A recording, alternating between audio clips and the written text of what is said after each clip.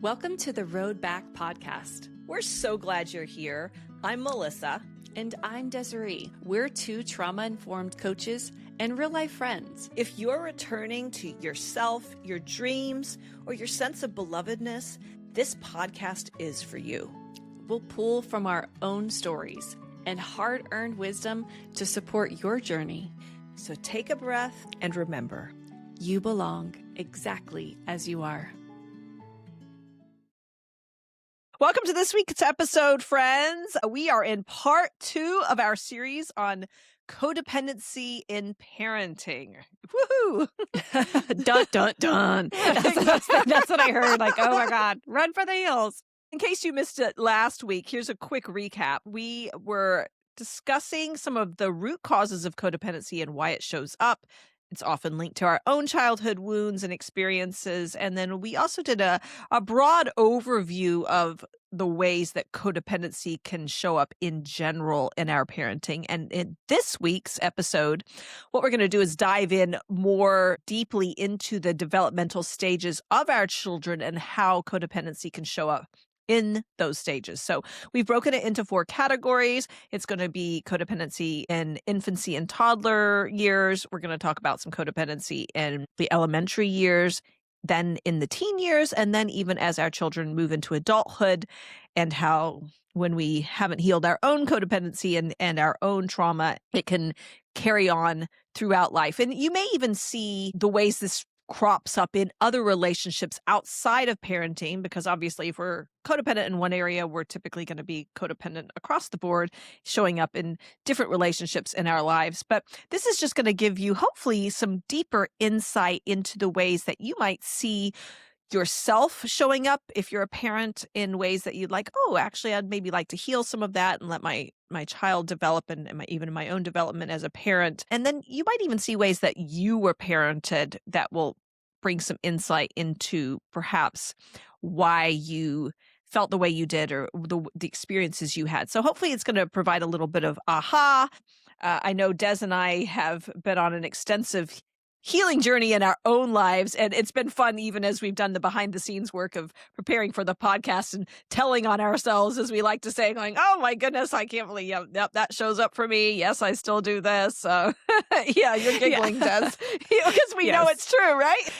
We've got examples. I would just encourage the listener to go back and listen to the episode before this, just so that they could catch up. One of the hearts behind it as we dive into this is that there's really no shame that this is happening. It's a human experience. It's a human adaptation that we grow and develop as a survival skill in order to maintain connection, and to notice that we're using that instead of more healthy, autonomous ways of connecting in our parenting is the goal here. Not to shame, but to move towards that more autonomous sense. And I'm literally doing this each and every day with my kiddos. So let's review just really fast, like, what is codependency and how could we summarize what that might look like to the listener?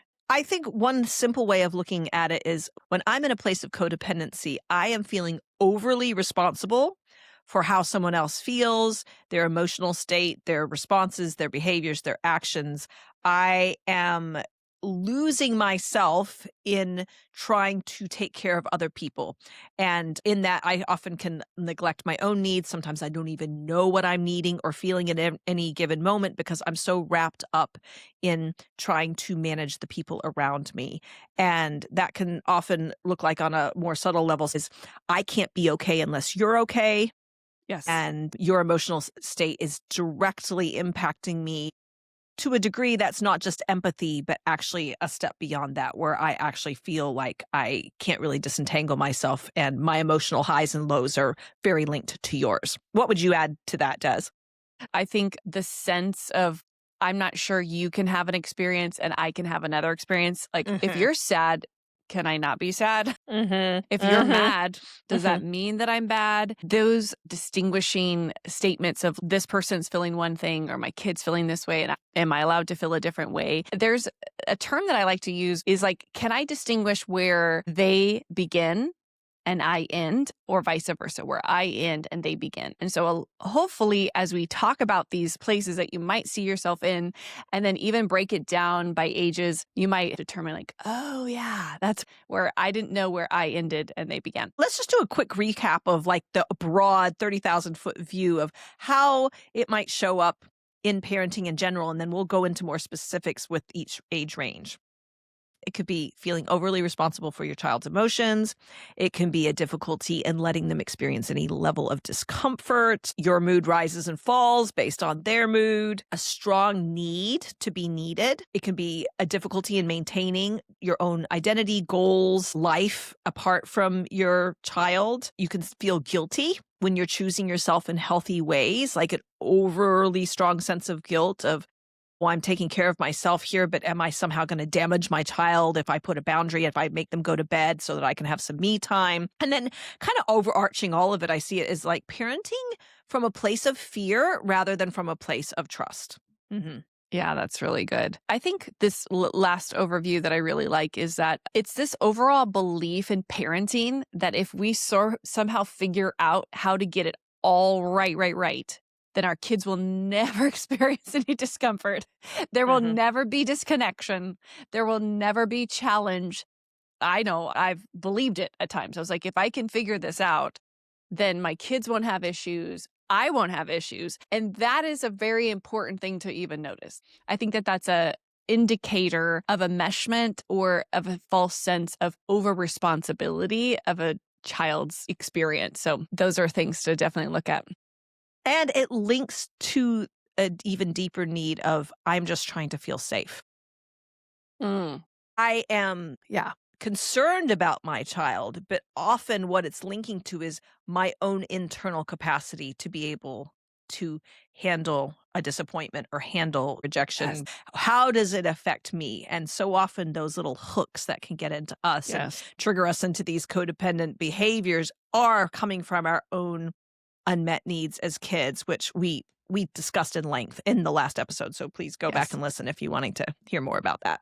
All right. Well, it's been a minute since we've had younger kids, but understanding children, especially in infancy and those toddler years, is they really do not have any way to regulate their nervous system. Yeah. They do not know how to regulate their emotions. So you see a lot of 2 and 3-year-olds feeling level 10 feelings about their ice cream cone falling. And that is age appropriate. It is very age appropriate because they don't have those internal checks and tools to tune in and to notice that rise of the emotion. A little bit of psychoeducation is that, emotions are felt in the body. They're a physiological experience. And so as you feel them inside of you, they will have a natural peak. And you might even notice this, like, there's feelings I've had like of sadness or embarrassment. And I hit that top and then they'll ride down. And oftentimes what you're noticing in an infant or a toddler is they're hitting 10. It seems like 0 to 10 and you're like, whoa. And so a lot of our managing at that time can show up where parents are actually dealing with their own discomfort around the kiddo hitting a level 10 about their favorite song not coming on the show, or they want to repeat their favorite song 100 times and they can't get their way and they're losing their mind about it. And so what your capacity is what you're extending to your kid, because what children at this age definitely need is co-regulation.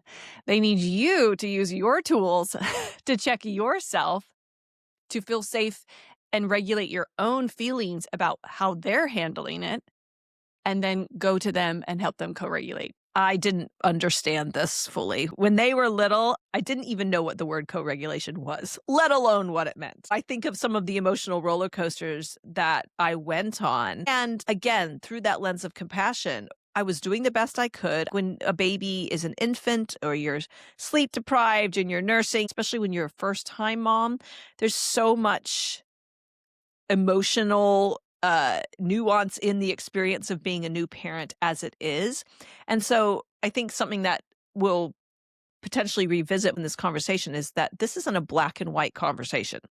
You do want to be attuned to your child's emotional state, especially when they're a baby. They can't articulate what they need. So that importance of being in tune with what they need is a vital part. And can get disguised as devotion. It's like, oh, I'm such a devoted mother, is sometimes when we slip into this place of perfectionism where it's like, I'm not allowed to make a mistake. If I make a mistake, I'm going to screw my child up. And, this almost overly obsessive concern about, am I doing it right? Am I getting the right behavior? Am I setting them up? If I can do everything perfectly, then I will be okay, especially when we're overcoming our own past experiences and our desire is not to recreate the cycle. That can sometimes show up as this extreme concern about, I can't make any mistakes because I don't want to scar my children or any way hurt them. Yes. Yeah. I was thinking about myself. I think if I could, I would go back and tell her, like, emotional dysregulation in your kiddos is okay. Like, when you talked about being perfect, there was almost a sense that I could figure out a way to do this or to parent, and they wouldn't have discomfort. They wouldn't have level 10 emotions. And I see young moms and dads feeling this now, and I would almost want to be like, it's okay. Yeah. That's what they're supposed to be developing and learning. And I love that you spoke to the nuances, because in infancy, they actually need that ultra attunement where you're helping them distinguish the world and their own emotions through you, mirroring to them, oh, you're sad, you're hungry, you're tired, you're helping their brain develop in that way. But then we go through this process where they have to slowly, very slowly create agency and have autonomy. I would say especially toddlers are actually learning emotional regulation. And they're dysregulated a lot, and they're supposed to be. So our job is to not be like, if they're not feeling okay, I have to shut that feeling down so I can feel better. And I think that's the key in codependency, where oftentimes when they're having the fit and they're uncomfortable, even though we're like, no, it's bath time, and no, you're going to go to bed. The reason we resist is that we don't want to feel the discomfort inside of us. And that so they're feeling? Yes. Yeah. And so we allow things that we wouldn't, in our adult brain, we're like, you have to go to bed. But we're like, okay, 5 more minutes, because we just don't want them to feel that way. It's really us tuning in to notice inside of us, to use our tools as adults to internally regulate in order to not become responsive to their dysregulation and then parent from that place. And that's where our own stories can mix in too. And what was my experience as a child? Sometimes it could be like a knee-jerk reaction. I'm going to do the opposite. There was no tolerance, or my parents were too authoritarian, or something like that. So then I do the pendulum swing to overly lenient because it was too much, or it really is that expression of our own internal state. Often my parenting is just the expression of my own internal world, really, of what's going on in me. I actually think that's the gift of parenting, to show you your internal world. Of course, there are moments where our authentic self is online, but I think if we could even understand that in this, like in a moment like this, I'm like, yeah, one of the main points is to learn yourself and to grow your own ability to notice things happening inside of you, so that you can choose to show up in a different way, to parent in a different way, to someone who's learning it herself right now. And it's so true that children are resilient. Sometimes I think our knowledge of the psychology behind things, and then we've gone on our own healing journey, it's beautiful in that it's given me tools, but I also don't want it to become a detriment in the fact that I'm then overly obsessing about, oh, is my child's attachment going to be okay because I didn't quite respond in the best way in that moment? Or, oh my goodness, are they going to be in therapy in 5 years because I didn't do this thing right here? Because it's like this beautiful double-edged sword that you can have. And I love having some of these tools, and I have to allow myself to be human. I mean, I kind of look at myself and I'm like, I had some crazy things go on growing up, and I've turned out okay. Yeah. Can I trust that my kids will turn out okay as well? I think this is useful at all ages of parenting. Absolutely. I use this language all the time and help myself balance into out of fear and into a little bit more safety, that I'm like, yeah, I can see all my kids as adults going on the same road back journey as me and be like, oh my God, my mom was so dysregulated and so codependent, and she makes so much sense and I make so much sense. And Yeah, 100%. I love that. Any other thoughts about infants or toddlers? I think it can definitely be a time where I can fall into self-abandonment a lot. There were definitely times where I wasn't eating, I wasn't sleeping, I wasn't taking care of myself because I was so wanting to make sure that I was taking care of the baby in every way. It can be a place where if you haven't been good at prioritizing your needs in the past, it will definitely show up here. And so there was a lot of, I would have said, neglect of myself Yes. when my children were very little, especially my oldest two, because I didn't really know how to set good boundaries and how to prioritize myself in any way. And it was really just an overflow of a lot of other things that I'd experienced. So I think that was that first invitation into the mirror of coming Yes. face to face with some of the dysfunctional patterns that I'd had over the course of my life. But I do think that the neglect and maybe you could say self-abandonment on a level, there's a fine line between going, oh, you know what? They're actually going to be okay if they cry for 5 minutes so that I can go brush my teeth and go to the bathroom. Or, are they going to be that scarred? It can Mhm. not feel like that. In the moment, you can kind of be feeling like, oh my goodness, no, it's all level 10. Yes. It's Yeah. an emergency. I have to solve this right now. Yeah. For me, even the toddler years where I was face to face with my own judgments that I'd held against other parents, even of like, well, my kid's never going to behave that way in public. And then, what Yeah. happens? Little Johnny has the meltdown in the middle of the aisle in the grocery store. And you're like, okay, Yeah, and then you humility realize 101. I was actually thinking about that. How from an outside perspective, you don't realize how much of the dynamic you're seeing in the grocery store is actually Mhm. a very nervous system dynamic. It's like the parent's nervous system, it's the kiddo being dysregulated, and how the parent handles that dysregulation Yeah. inside themselves. I had no idea. You think it's cognitive. You think like, I'm just never going to do that. I just can make a decision to never let the kid throw a fit. And you're like, oh, wow, I had it really wrong. I had no idea how that would feel or look and how that would My actually own play out. shame that Yes. gets triggered in those moments of like, Shame. oh, Yes. my identity's more wrapped up in other people's behavior than I thought it would be. Yes, or what people are thinking about my kid's lack of emotional regulation. I have a lot of compassion because there's so many hormonal things that are happening for mamas, and it's this level 10 feeling that every need is vital in your kiddo's body. It's such a biological experience. So there's so much compassion as we're taking a little bit of space and feeling a little safer to be like, oh, that's them. They're okay. And then this is me. And I'm actually okay too. And the world's not falling down because I remember feeling like the world was falling down when the baby was crying. And that's a lot of hormones.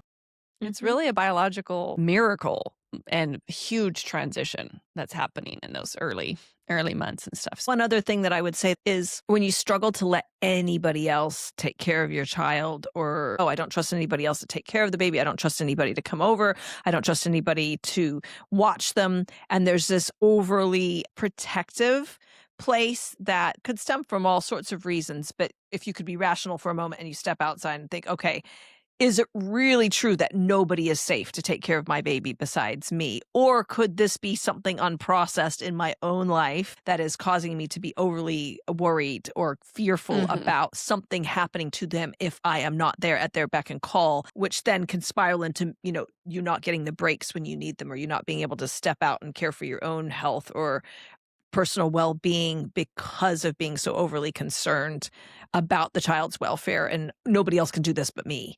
Yeah. I do think that God has given our children to us for a reason. So there is something about I need to trust myself and that I do have the discernment for what my child needs better than other people in general. But when it spirals into the place that nobody can take care of my child, or I can't leave the house and I can't do anything, that can sometimes be an example of codependency. Yeah, I was totally there. I've been there, done that. I was like, I don't even think my husband can do this. Yeah, definitely can show up. All right, let's dive into elementary years. Des, what are some ways that you think that we might see some codependent parenting styles when our kids are in that 4 to 12-year-old range? We named this section school aged. They go to school. And all of a sudden, you're noticing developmentally, scholastically, emotionally, mentally, you're able to notice what I'm going to call deficits or discrepancies from one kiddo to the next. It's a time where I notice a lot of parents are like, well, at home, we knew this was happening. Like, we understand our kiddo like this. I see a lot of parents have a lot of shame because of the meanings they're attaching to what does it mean that little John can read in first grade, but he doesn't know how to make friends.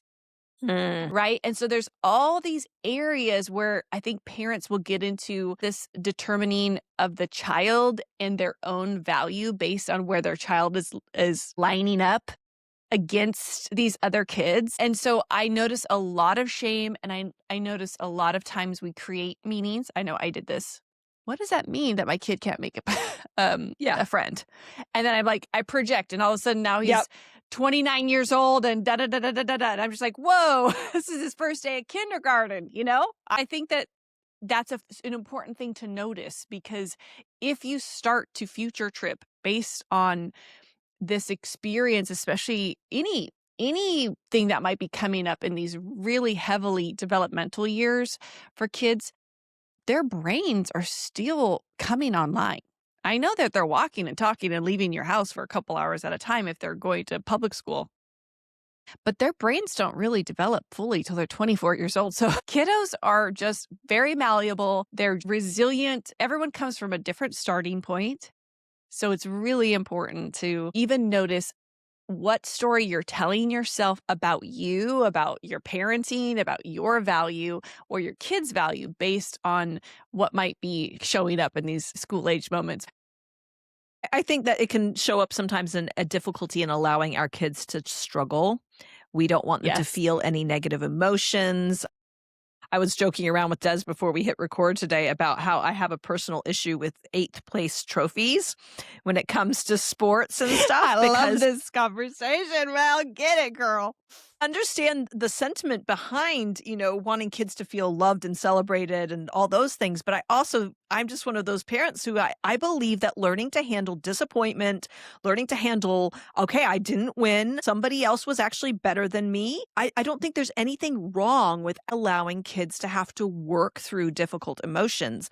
And it can be one of the ways that codependency can most show up is our own intolerance. And I mean, I have actually been the parent who has struggled at times with my kids. I'm like, oh my goodness, they got rejected by their friend. I can't Mhm. handle this because I don't like feeling rejected. And so we can project our own feelings and emotions and then struggle to allow them to work through something difficult.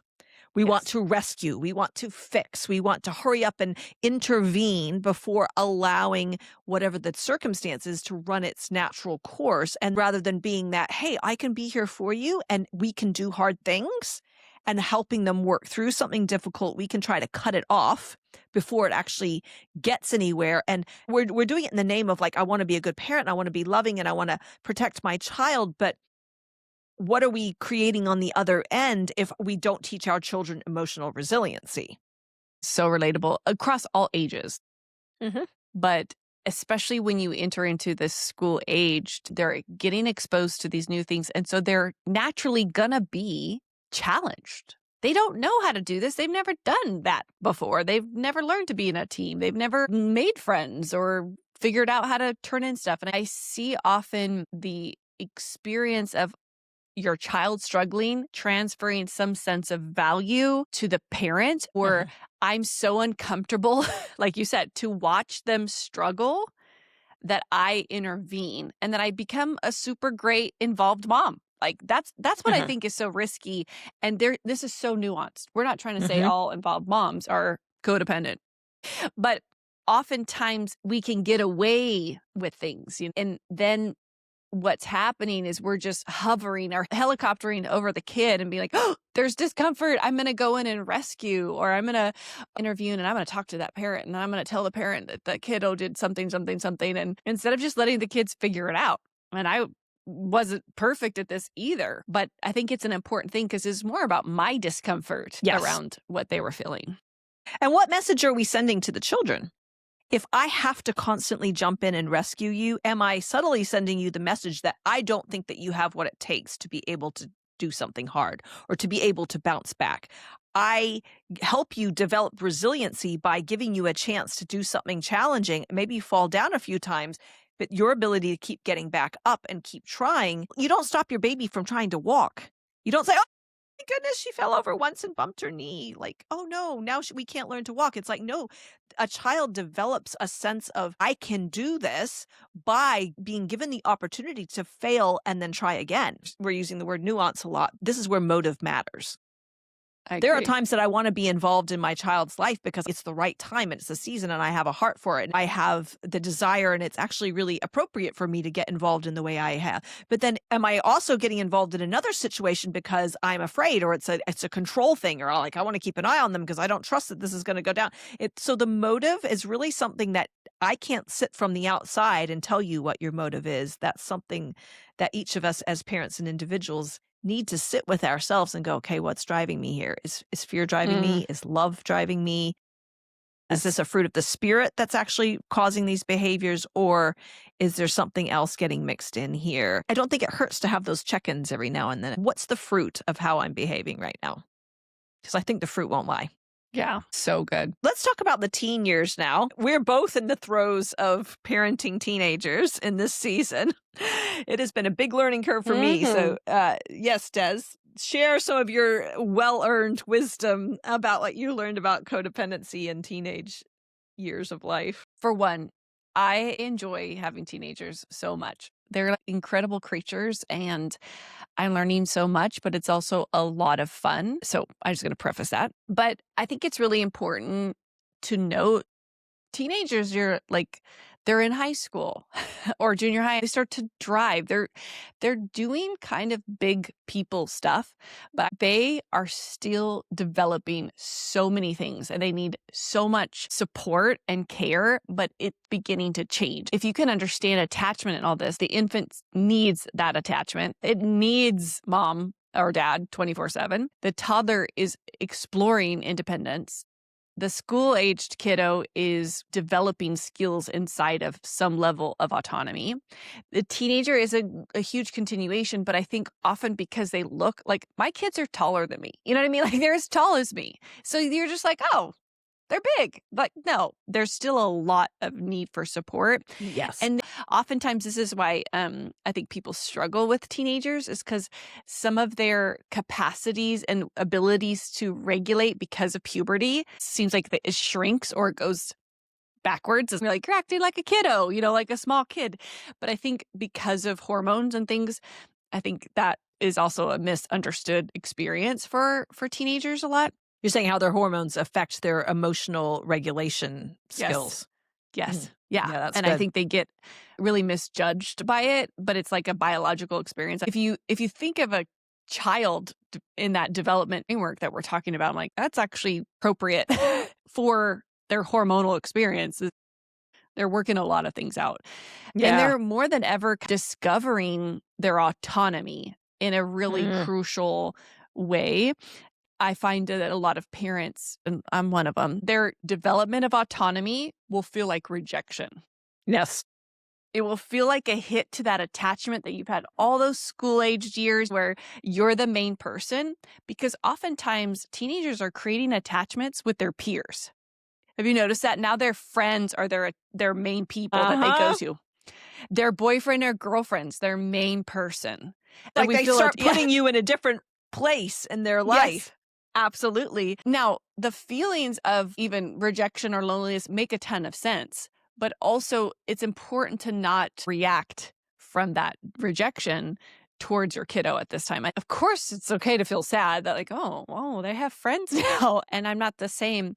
But I find that that's a pain point in parenting teenagers. And often if my sense of self is connected and I'm enmeshed in my value and there's like those blurred Mm. lines again, when they're asking for autonomy, it might feel like rejection.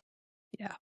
Yeah. And I think that emotional enmeshment can sometimes show up, especially sometimes in teenage years. If the parent starts oversharing, that can sometimes be a sign of codependency. You're right in the sense that they do have more emotional maturity and sometimes they seem like a mini adult. And so if you're Yeah. not careful, you can start sharing things with them and you're like, well, wait, is actually appropriate sharing Mm, at this yeah. point? And there's no judgment here. Maybe a single parent household or the marriage isn't great or those kinds of things. And so the child ends up becoming this confidant for the parent, but Mhm. it's not a healthy way to Yeah. relate to your kid. I find that moms with daughters will tend to enmesh a little bit more because when you become a friend or you're sharing too much as a mom and how that's kind of like blurring those lines. One way to think about it is this is actually not a reciprocal relationship. Good point. Their kids aren't Yeah. that for you. They don't have the ability or the capacity to reciprocate relationship to me. I think we can get certain needs met from them, but we shouldn't ask them to reciprocate those things to us. Yeah. I think that that's just a good indicator. It's such a Mm. good thing to notice at this age. Yeah, that's a great point to make. I am still a parent with a child.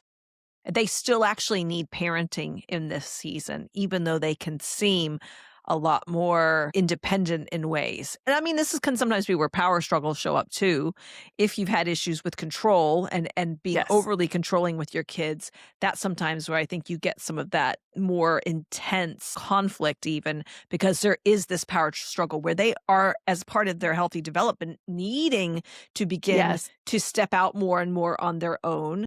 Mhm. And if you struggle with control as a parent, you can kind of just call it what you will. Oh, I'm just helping you manage your life, or I'm helping you make good decisions. But it can be also where we feel afraid of how much leeway do I give them, because if I'm afraid of them making a mistake because of what that might mean about me or because of my own fears, Yep. then how much am I trying to control them into the what I would call quote, quote, appropriate behavior or the appropriate decisions, when this is actually a perfect age, especially while they're still under my roof, Yes. to let them make some decisions and then be able to sit down and talk through some things.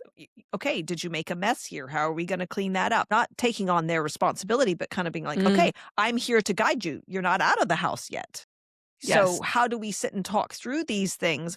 Whereas if I'm trying to manage everything, that's going to make it harder for them to be able to make some mistakes and then us be able to have appropriate conversations and repair where that's needed. I think this is such a crucial developmental phase because we have to incrementally let go, but also be Mm. right there. Like, that's what I hear you saying. It's We have to tricky. sort of like, you're allowed to go. And then we have to stay close because they need to be able to come back. We need to be aware that they're learning to do this. It is a very push pull. I think that's what that kind of takes the toll on teen parents is that we're like, okay, we're there. Okay. Oh, no, you don't need me. Okay, we're right here. Oh, and so it sort of feels like that back and forth experience. And it is taxing. I mean, Mhm. it's exhausting and super fun and challenging because it's great to see them go out and then it's like, oh, we're back. Okay. Oh, you're gone. Okay, you're back. Okay. And not needing to control everything is that ability to like let them go out. And then when they do need support, you're there. And that's kind of the trick of this age group. It's letting that one step forward, two steps back kind of happen incrementally as they become more and more autonomous and ready to leave and lead their own life. Because self-governance is something they have to be developing intensely at this time. It's age appropriate. It's a time that I've seen parents try to still vicariously live the things that they wanted to Yes. do but didn't do, whatever it was. Did you want to do more sports and you didn't, or you want to live vicariously through your child's accomplishments? One of the things that I've really been thinking about a lot, because I have an 18-year-old, a 17-year-old, and an 11-year-old, is how do I, like the Bible says, train your child up in the way they should go? One version I've seen it say is like, according to their particular gifts or bent. Mhm. And so it's one of those places where I think codependency can sneak in when we are like, oh, well, I see their potential, so they should do this or they should do that. But how much of it is me wanting to work my own unresolved feelings of potential or accomplishment or things? Where do I have that weaving into my agenda for them? Where can I learn to say, actually, this is what they are gifted in. This is how do I encourage environments that will help them develop into the person they are created to be, not just necessarily the person that I want them to be in order to help me fulfill my own unmet needs that might be showing up in the season as well. I've definitely seen some of that crop up with me. I'm so glad you spoke to that because I think shame we were talking about shame. Like I've had so much shame at the kids in the teenage years. It's like he or she's quitting swim team, what does that mean about the kid? Or what does it mean about me or their future? And I think that's important to like people who hold on like that vicariously living through our kids. And I need to figure this out. Oftentimes there's so much shame Yes. meanings that we're giving of what Yes. happens if they don't do that. What if they don't get into the school? What if they don't get that Mm, grade point average? I love that you said that language at the beginning, just unhooked all these places of fear and how I've parented in fear because these kiddos, they have pressure to have these GPAs and to take AP mm. classes. And I'm like, no, girl, no, we don't need any of that. Like, I'm like, it's okay. If you get a B, no one knows after you graduate. And I'm not trying to tell you to let your kids get bad grades. I'm saying that there's a lot of fear and anxiety that we can use to control our kids at this age. I would rather parent from a different motivation and a different energy. I would rather them understand their inherent value and hard work and self-love and understanding what they need. Oh, yeah, I need rest. Like in this season, I need more of that. I'm going to not play da da da da da. I'm like, I would Mhm. rather them get those things than for me to have a fear and then parent my kiddo and force them to do a bunch of things so I don't have to feel afraid for what that means about their future because if I'm just hearing shame stories. I've been there and done that. And I think that's a relatable challenge. Mm. Mm. It speaks back to that resiliency too. Do I really believe that if they don't do X, Y, or Z, that there won't be another opportunity? Or maybe they will have a regret in the future because they didn't do something. Do I need to manage those regrets? Do I need to manage those disappointments? Or can I trust that what they might choose to do or choose not to do right now is ultimately going to still set them up for a great life, and they get to be a person who gets to make choices and also experience the consequences of those different choices. I don't need to Absolutely. protect them from every choice that they make. I want to do my best and protect them where it's appropriate. Because I think there's times that we do as parents see more clearly. And there's that flip side sometimes where I'm like, oh, actually, this would be the wise choice. I've lived more life than you. Are you going to Yes. choose to listen to what I am saying? Or are you going to choose to make another choice and have to reap the consequences of that choice? And can I live with Yes. that? Can I be safe enough even within myself? Can I be settled enough? Can I lean into trust enough, knowing that, for us as women of faith, it's not just me that I'm thinking of parenting. It's like God is helping me too. God loves my children. Yes. Great is the peace of my children, for they will be taught of the Lord. That's always one of the verses that I pulled on from Isaiah 54. Is like, I'm not the only one who has to do this. And can I lean into trust and go, even if my children aren't doing exactly what I think they should be doing, can I trust that I am not the only one looking out for their best and highest good? I think what you're talking about is like pulling in the abundance of the goodness Mhm. of God. God is actually a part of not only our lives, but our children's life.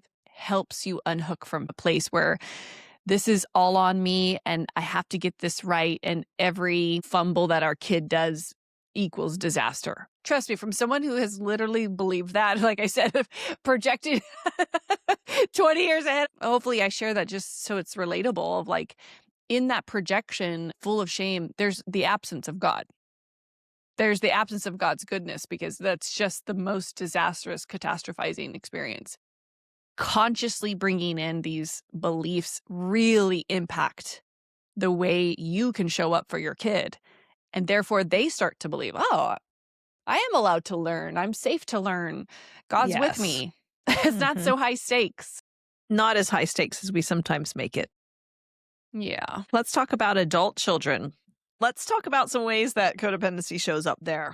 My oldest is 20. And so personally, what I noticed is that there was a lot of high stakes around choosing what you're going to do for the rest of your life as an 18-year-old. And I'm like, this is insanity. I'm like, how are 18-year-olds supposed to know? A lot of what young adults are experiencing for the first time is that it's normal for them to even feel a wave of being hit with all the experiences of living on their own. They're going to have they're going to have a whole emotional gamut of experiences. If they move out, if they don't move out, choices are so different, especially if kiddo leaves home. I notice a lot of time because it's such an attachment adjustment for parents Mhm. that this adjustment affects them a lot. And oftentimes you'll see a lot of behaviors that will try to meet these attachment needs. Like, I have a need to be connected to the kiddo who's across the country. And so sometimes we feel their feelings. We project what they might be feeling. We worry about them because we think that's helping them. And I think that an over sense of judgment a lot of times, like they're screwing up or that's the wrong person they're dating. I think it's an attempt at connection, but there's a lot of healthy ways to actually truly be connected and not just have emotional enmeshment and like, I'm just going to go and feel all their feelings. What other things do you think are coming up for parents of adults? Yeah, I think there can be unsolicited life advice, throwing in your 2 cents when it isn't asked for. I think there can sometimes be a lack of respecting boundaries. I'm fortunate in that my in-laws haven't been like this with me, but I've definitely heard stories at times where adult children, maybe they're getting married, they're having their own children, they're starting to set up their own family culture, and sometimes parents are having a hard time respecting boundaries, respecting the fact that their children might be making different lifestyle choices or Yes. parenting choices than them, different relationship choices than they would agree with or advise. Are you going to get overly involved? Are you going to honor a boundary when it's set? Or are you going to push things? I think sometimes it can show up with kind of little side comments like, oh, well, I guess you don't have time for me anymore, or I guess you're too busy.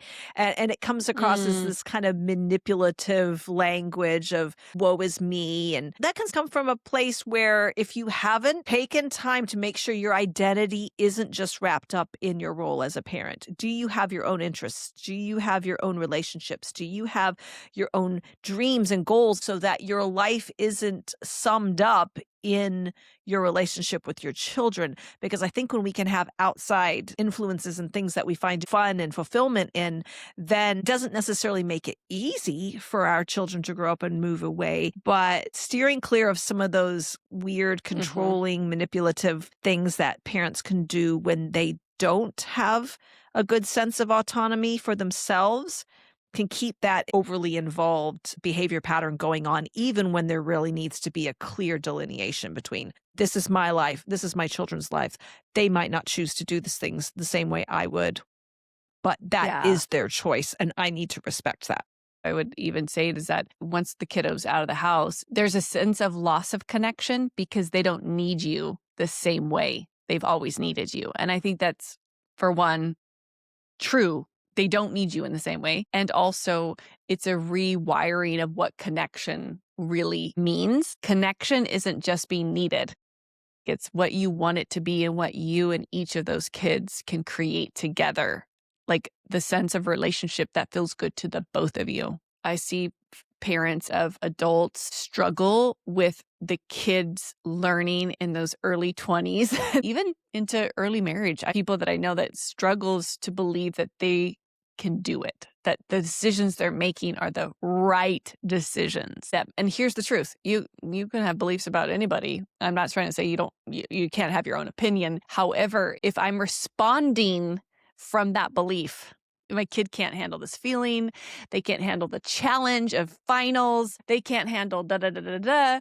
Those beliefs are being projected onto the kid, and I do think that deeply impacts relationship and the ways the parent is trying to alleviate the feeling that if you could just believe or think or do the things that I want you to do the way I think's the best, then I can feel better about you and your life. And I think that's an important codependent hook to notice. I feel like parenting is just such a great invitation into expanding my own capacity to sit in my own discomfort and, again, build my own shame resiliency, build my own emotional growth.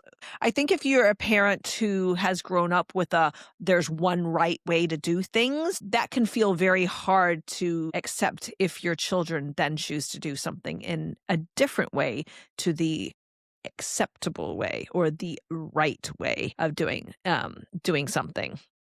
Yeah. And I mean, speaking from where I stand too, this is similar to having teenagers, but on a different degree, is that I think that 20-something kiddos really do need their parents quite a bit still.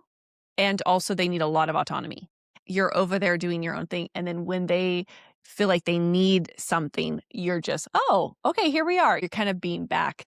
And I do want to name that because it feels over 20 something years, the adaptation for a parent in their connection and in their roles is changing so much. And so we just want to name that, like, for reals, it's a lot. Like, I remember when my Mhm. kids were little and I'd be like, oh, they've just changed, like bedtime routines changed, the way they handled certain things changed, like just like that, they're changing. And so it is one of those experiences. It is challenging. It's very challenging. One final point that I would make just with adult children is, and I think this can show up in younger ages too, but could be a propensity to try to rescue.